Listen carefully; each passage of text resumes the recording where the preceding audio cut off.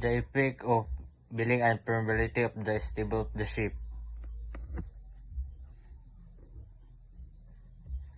Definition and permeability. Bagging. Bagging is the flooding of the ship compartment caused by damage to the hull, allowing seawater to enter the vessel.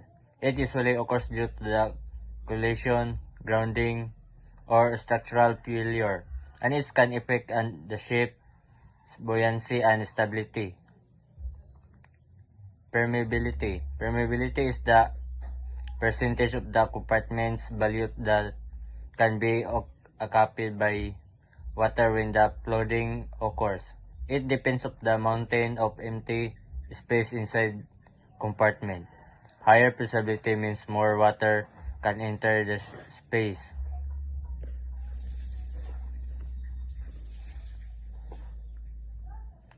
Understanding permeability. Permeability is the amount of the empty space inside an compartment that can be filled with water when flooding occurs. It is expense and percentage of the total volume of the compartment.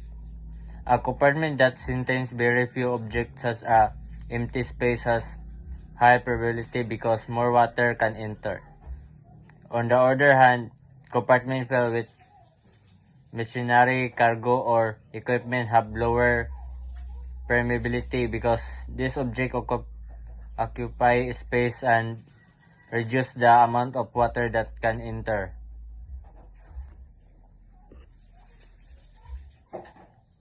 Effect of permeability of the ship's stability.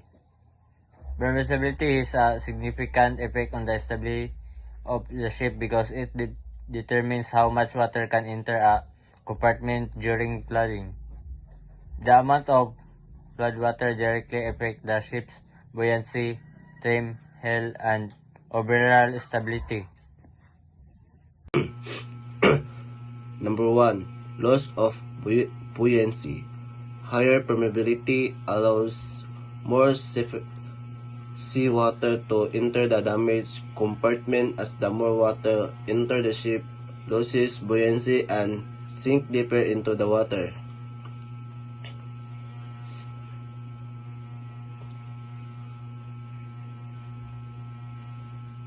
Two, increase in draft. Flood water add extra weight to the vessel, causing the ship's draft to increase. This means the ship sits lower in the water, maybe become more vulnerable to further flooding.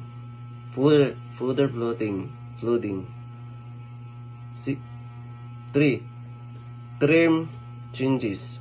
Flooding in a different compartment affect the ship balance. Flooding forward compartment causes trim by bow. Flooding off compartment causes trim by the stern. 4. Hill or less. If flooding occurs on one side of the ship, one qual with distributions develops. This causes the vessel to hill or less toward the flooded side, which may become dangerous if serviced. 5. Reductions in stability.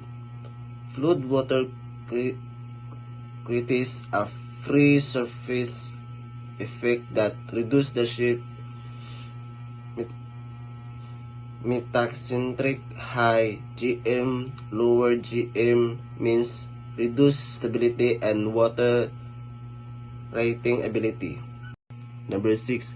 Risks of capsizing. Excessive loading in the highly permeable space may result in severe instability, loss of balance, and possible capsizing of the vessel.